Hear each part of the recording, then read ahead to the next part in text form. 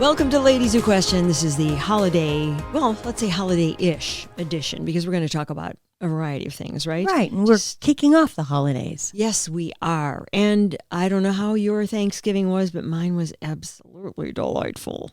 Mine was pretty delightful, too. Yeah? There were no hiccups, feuds. It's over. It's a wrap. And I was kind of anticipating something because it was a big group where nobody knew anybody.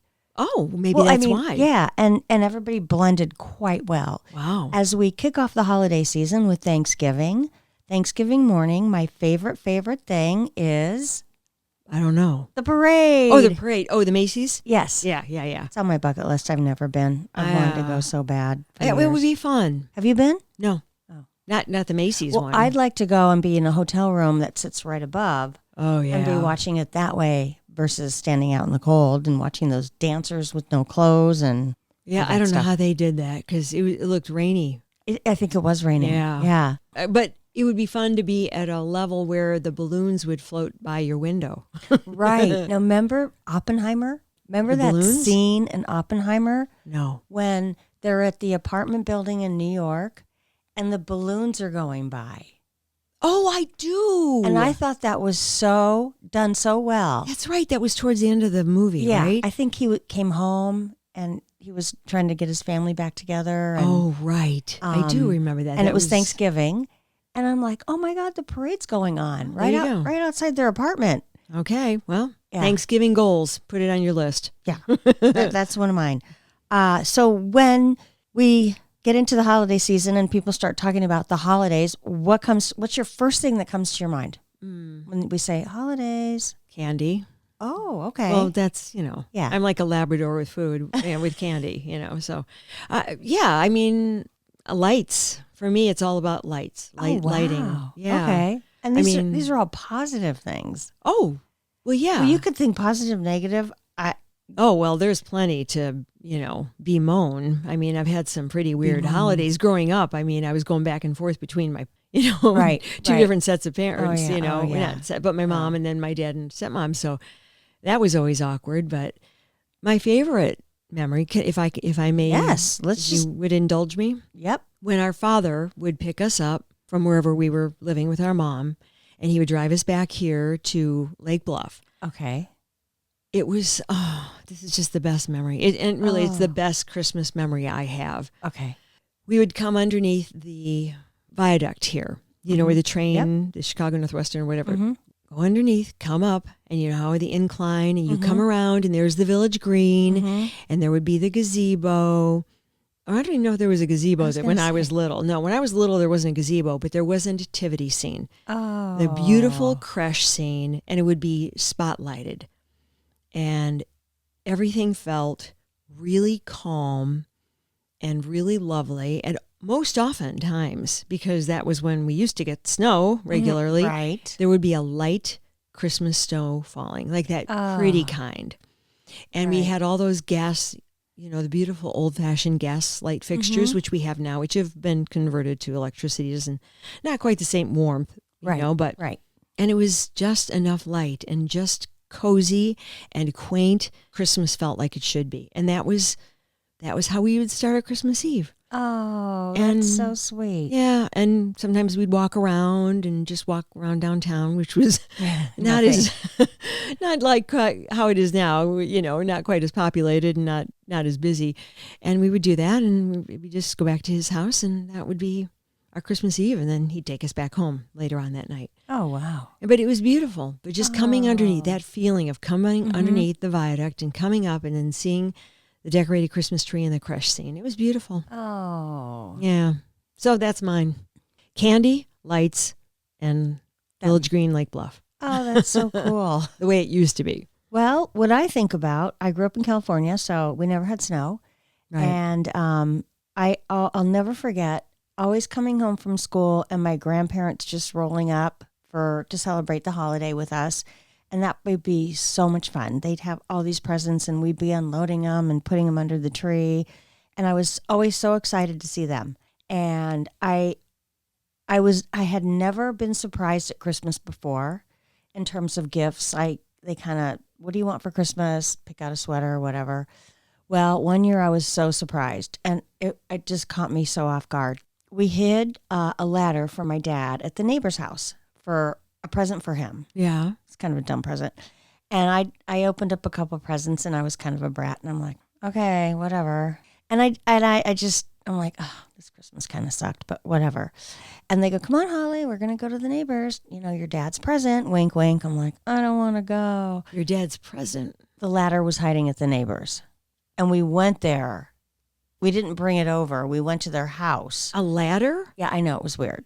It was in their changing room by their swimming pool. So we kind of went in their back gate to surprise my dad with the ladder. Oh, this was his gift. It was, yes. Oh, okay. I'm thinking, is this for Santa? No. What? It's like, okay, I'll go. And then they open the door to their pool house, and it's a bike, a 10-speed for me. Oh. I wanted one of those 10-speeds, the Schwinn with the wrapped handlebars. Oh, yeah. Exact one I wanted, the boys' bike in green. I had that too in college. Oh, you did? Yeah. I know which one you're talking about. That, yeah. Right, Kelly Green, sort of that. Yeah. That was the best. And I was so excited, and then my girlfriend got a bike. That was like the best. Oh, that's so a good memory. That Christmas really turned around from being in the dumps to that was like the coolest thing. Yeah. So, anyways, that's my happy memory. That's a good one. But a lot of times when you say the holidays, they come up too fast. And it's hectic. There's no time. People are stressing out. And then my husband will always say, you always know December 25th is Christmas. Like, get your act together. Thanks, honey. Yeah, exactly. Duh.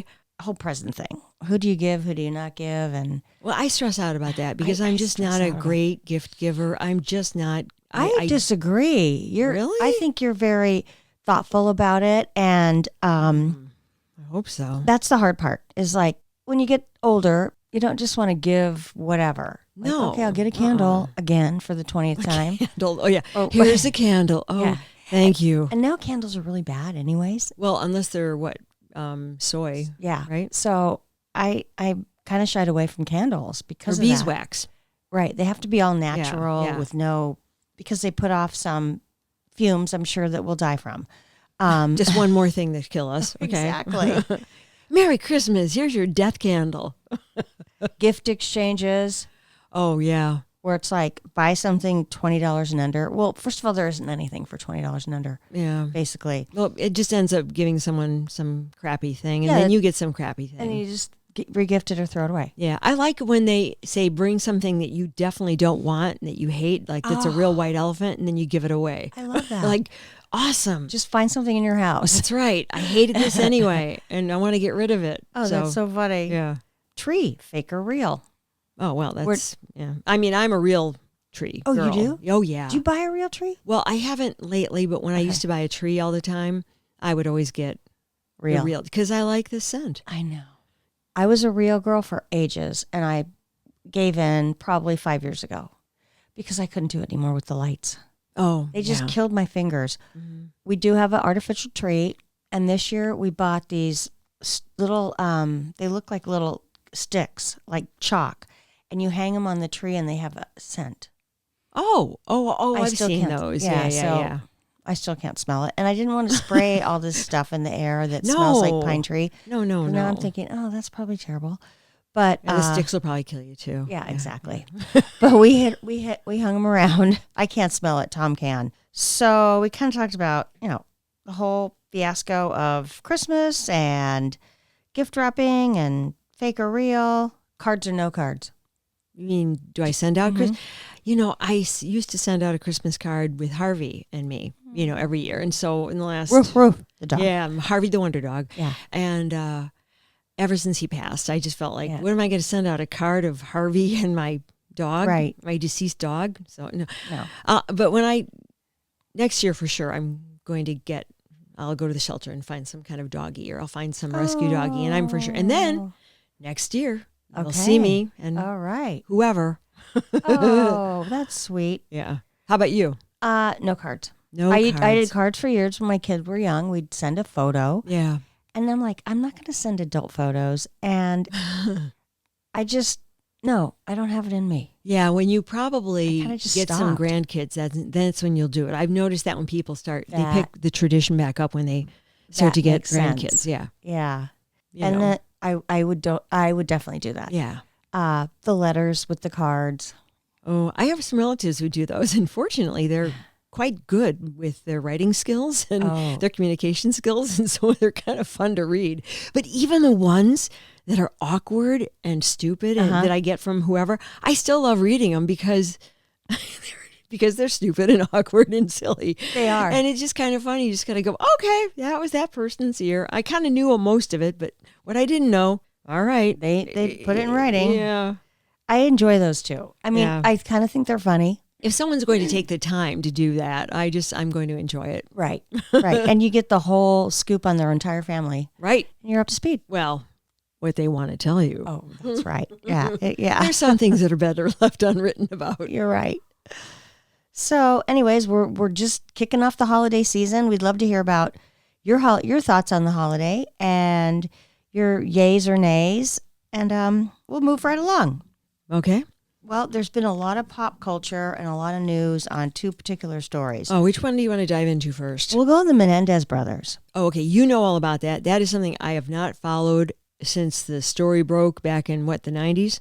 Or Oh, my whatever. gosh. Okay. Yeah, I just haven't been following all that, but I know that you are deeply into it. Well, I did watch the documentary, which is the one that is filmed with the actual brothers on from where they were to now. Aren't there a couple documentaries about them, though? Well, then there's another one out called Monsters, which is actors. Which I haven't seen that yet. Because that would not make it a documentary. That just makes it a movie. Right. Okay, right. got it. So, and I hear that one's pretty graphic and gross. So they've been in prison since 1997, I believe, or 96 or 97. But there's been a lot of movement, a lot of court action going on. What is right? What is the latest recently, on that? It's come to the court's attention that they're trying to get out because based on what they were charged, they killed their parents, obviously, because they were being molested, and that's it in a nutshell. But they say if they were tried today, they probably wouldn't have gotten such a severe punishment because of the abuse that they lived under that caused them to kill their parents. Because it wasn't really discussed that much when... Right. Yeah, back in the 90s. No. People didn't talk about things like that. They just hit it all. So it looks like they have a very good chance of getting out of prison, and they could potentially be charged with manslaughter, which means time served. They would be they would be released, which we should know pretty much any day. The judge is considering the case. So if he considers it to go back to court where they decide that they're going to let him go, which I think they're going to. So we've got Lyle, and he is, in a 3-way love triangle. What? Yeah, it's crazy. He's now separated from his wife. Wait, he got married. They both I still got don't married. understand this thing know. about getting married while you're in prison. I don't get it either. I think our prison systems need reform because I don't understand. Focus on just getting a skill, getting better, getting healthy, Right. getting psychologically okay. Yeah. You're getting married? I don't even know. What's in that for anybody? Okay, anyway. Exactly. Well, I'm done. They got a lot of letters when they first went to prison. Oh, so yeah, right. through the pen pal situation, they both found wives. And he is married to this gal for quite a long time, but now they're separated because he's now dating a 21-year-old. Her name is Millie Buxey, and it's a long-distance relationship. And wouldn't they all be? yeah. It's just so weird. But he also has a male prisoner, a male prison friend that he sleeps with every night and cuddles up with. So a cellmate. he's- So he's got a guy friend on the inside. A guy friend or a sex partner? I think it's a sex partner. Okay. That's what I'm speculating. And this is all from the Mirror, by the way. Oh, Which okay. they Yeah, always we need have to a lot of cite info. this. Yeah. Yeah. And sometimes that's, keep in mind that's a tabloid. Right. Okay. Okay. Okay. That's where I get my reliable information. Always good to research and cite your sources. Exactly. But Rebecca, his wife, said they've been separated for quite a while. So he has a new girlfriend. He's got a guy on the inside, but his new girlfriend is 21. She's a 21-year-old. So I think she's like 30 some odd years younger. Oh, God. This is just so sordid and tawdry. Like she wasn't even born when they committed this murder. I mean, come on. Yeah. This is outrage to the nth degree to me. I don't understand it. It's too kooky. And the prisoners have, they kind of try to have a normal life with all these. You're in prison. Extra privileges. It's not a normal life. Work on yourself. Right. Exactly. God. So it'll be interesting to see how his love life plays out if he gets out. And Eric has been married to a woman named Tammy Sakaman. And he's married too. He's married, and they lead a very private life, quote. Okay, he lives in prison, and he's leading a private married life. Got it. Okay, my mind is just blown to smithereens right now. I don't understand. So if they do get out, they both have a lover on the other side, already situated for them. Mm-hmm. So no conjugal visits. Okay, well, there shouldn't be. No, there shouldn't be. And I don't know where the line's drawn on who gets them and who doesn't. But, some situations, probably depending upon the crime or the law of the state. Probably. They get them. And that's not fair. It doesn't make sense. I know. What's the deal with the Menendez? What's the upshot? Well, the upshot is we're just going to have to wait and see if they get out. And I'm sure it's going to be a media frenzy of who gets the first interview. And then are they going to charge for interviews? And was there an estate? Who got the estate when his parents were killed? It's like somebody watching that money. They might get out and have a whole bunch of money on their hands. Wouldn't that have already been handled? I mean, this was from the 90s. Wouldn't that? I know, but the house, and I'm sure there was money there. Okay, well, I don't know anything about that. That's to be seen. Okay. And you know that we'll be bored to death by the time all this information will be hitting us. Oh, God, I'm already bored. I don't even I'm just like, I can't. I mean, I'm glad you brought this up because a lot of people have a lot of interest in it. Mm-hmm. And I'm titillated by it to a degree, but mostly I'm just disgusted. Right. Yeah. It's hard to imagine women just being all over these guys. Well, that I'd never understand. So many. It's hard for me to imagine that this is being allowed, I guess, for me. That's where it comes in. Like, I don't understand how all this is going on, getting married in prison, having a girlfriend and a wife, and I thought he'd be in solitary. Or just, I mean, I don't know if you're a murderer. They've been model prisoners, by the way. Well, good. So, because they probably weren't bad people. Well, I mean, they're pretty bad if you're going to murder. But if his father was doing what they claim that he was doing, and there's pretty good evidence for that, and his mother was looking the other way, I mean, I'd be. I can't put myself in that position, but it's not that completely difficult to imagine. No, it's not. So, anyways, we'll move on. Another thing in pop culture, another topic in pop culture, Diddy. He was celebrating Turkey Day with a peanut butter and jelly sandwich. Poor Diddy. His house is for sale for $60 million, and he's making efforts to completely influence witnesses, and he's involved in witness tampering. And he's tried 3 times to get out of jail on bond or bail, and all 3 times he's been stricken down. Now, the interesting aspect is a lot of CEOs in the music industry have all stepped down from major companies. Right when he got arrested. Well, yeah. Oh, you're saying this casts suspicion upon their behavior, their activities. Oh, okay. Yeah. So, how about performers and friends and all those things? I think I've noticed a lot of people being pretty laying low. Yeah, I think so too. Yeah.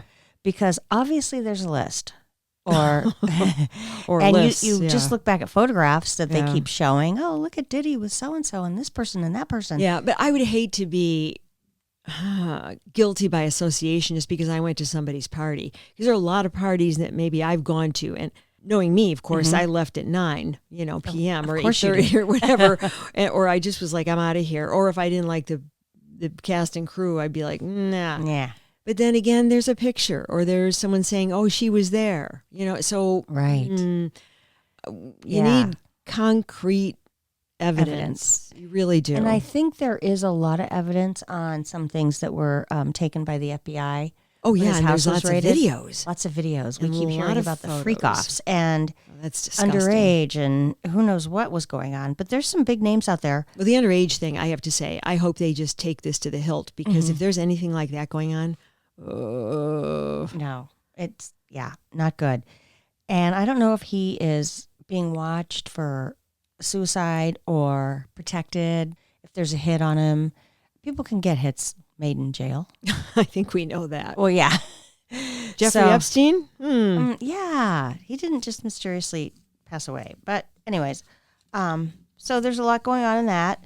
And I think they're not going to trial until May or June.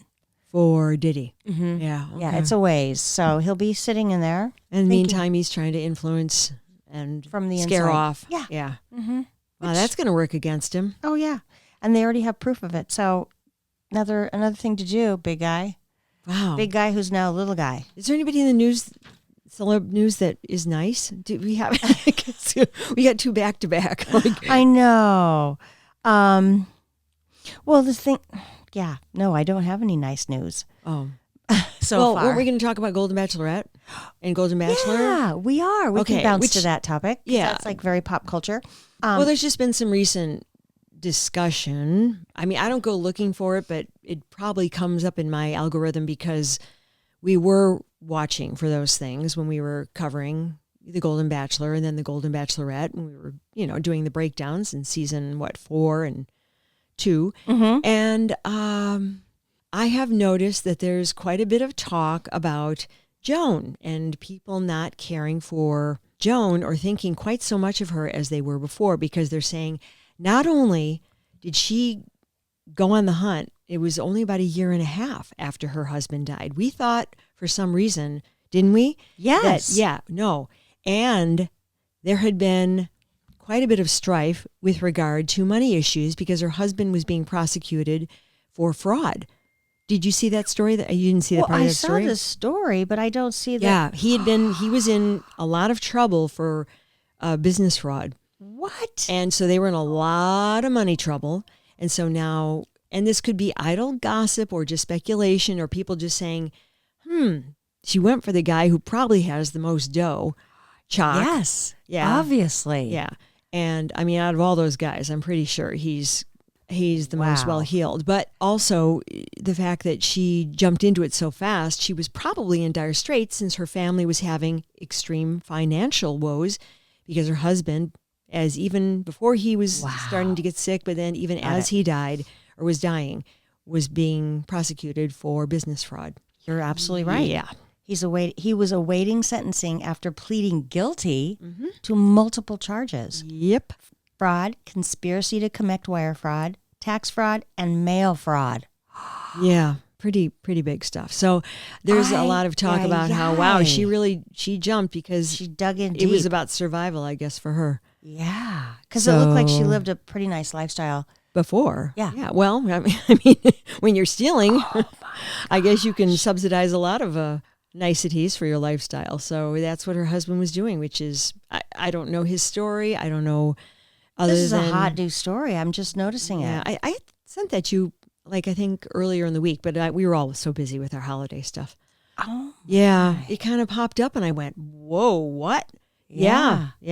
Wow. The Golden Bachelor, where he went for Teresa because she had money. Exactly. And it sort of casts a real pall over this. I mean, because you could tell the moment it clicked with him when he was like, oh, Teresa, you could tell, you went, oh, gold digger. When she said she worked and she had a really good job, his mannerisms immediately perked up. Well, that was it, because he was all into, sexing it up with Leslie. So I wonder what Chalk thinks about it. You know what? I doubt Chalk even cares. He is so enamored of her, and they've got their love nest now in New York City, or they're finding one, or I don't know.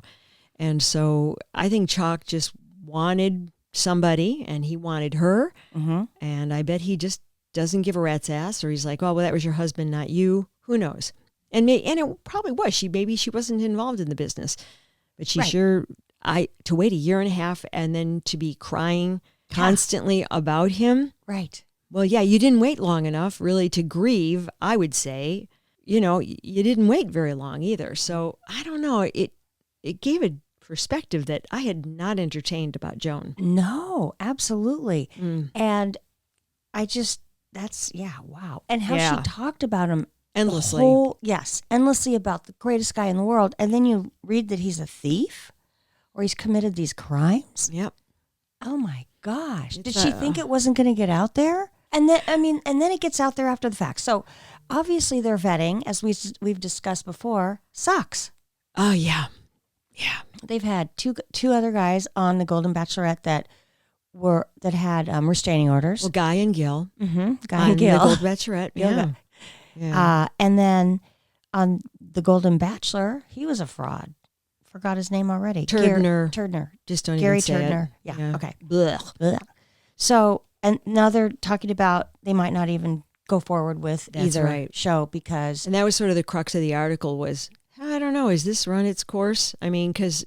Yeah, no one likes there are that. Skeletons that... I guess you get to a certain age and there's always going to be something, though. Right. So when you're younger, there are fewer skeletons to dig up. So that's why they don't have that kind of thing on the young adults in their 20s. That's why they don't have that in the regular Bachelor. How could the producers not have found that out about her husband? Exactly. It was a lawsuit or multiple lawsuits on the books. Right. So either that or they figure the audience doesn't care or whatever.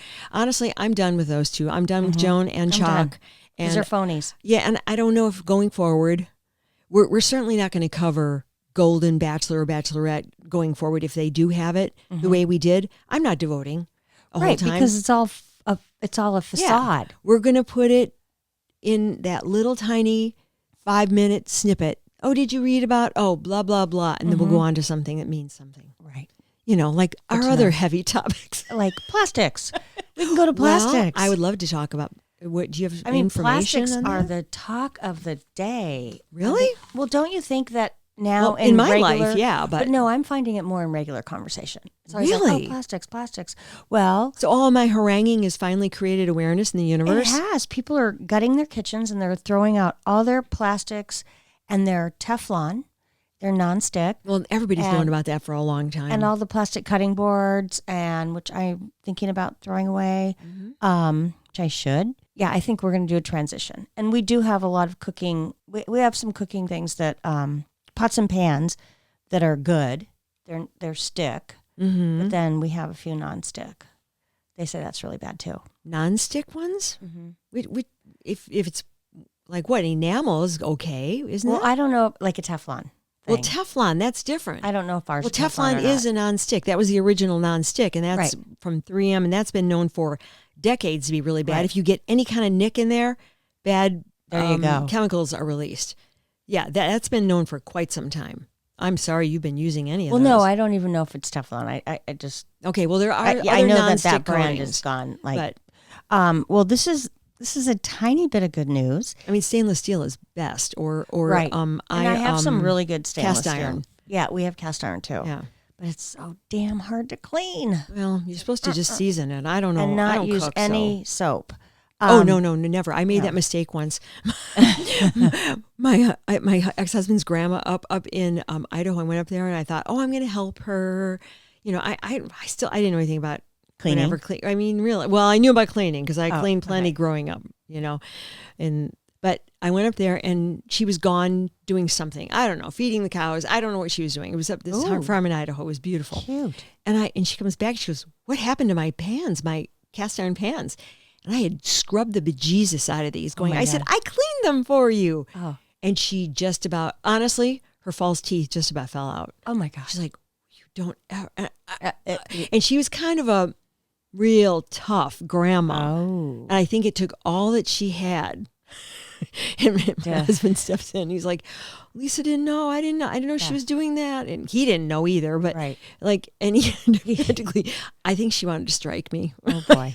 Oh boy. I didn't know either. Yeah. Well, I didn't. I found out real fast. Recently, I'd say a year ago. Yeah. I didn't even know. Oh, well. And Tom's like, "You can't put soap in them." Oh yeah. No, it ruins so we the have seasoning. 2 of them that we use. And so now it's like, I'm not cleaning it. Well, he knows what he's doing. Let him do it. So back to plastics. Plastics.